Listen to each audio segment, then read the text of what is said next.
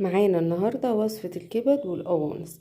جبت حلة حطيت فيها سمنة أو زبدة المتاح عندك وبصلاية كبيرة بشرتها أو افرميها في الكبة المتاح عندك برضو، وقلبتها لغاية لما تصفر. ولو حابة أنا حطيت فلفل رومي، مش حابة ده براحتك. ودلوقتي حطيت القوانص طبعا لغاية لما البصل يدبل مع الفلفل.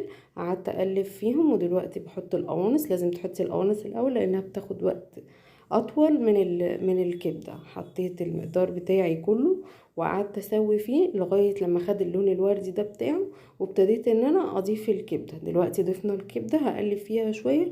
هي الطبخه كلها مش هتاخد معاكي ربع ساعه وهتكون استوت. طيب هنعمل جنبيها ايه؟ هنعمل جنبيها شويه رز مفلفلين وحلوين، وهقولك ازاي تعملي الرز من غير ما يعجن.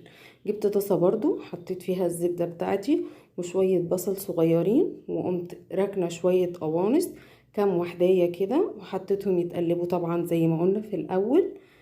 وبعد كده قمت ضايفه عليهم الكبد بتاعتي لما ابتدوا ان هم ياخدوا لون كده، وابتديت ان انا اقلب فيهم. وبعد كده حطيت الرز بتاعي.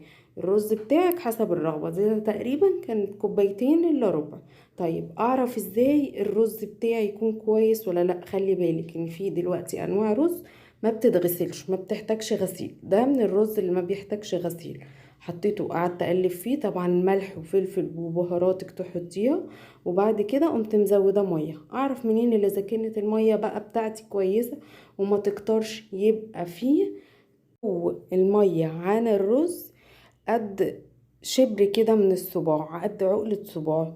شايفين الرز بتاعي طلع مفلفل وحلو ازاي وعمره ما هيعجن منك. وده بقى بالهنا والشفا، تاكلوه بالهنا والشفا. مستنيه سبسكرايب واللايك وتقولولي عايزين تاكلوا ايه وايه مقترحاتكم.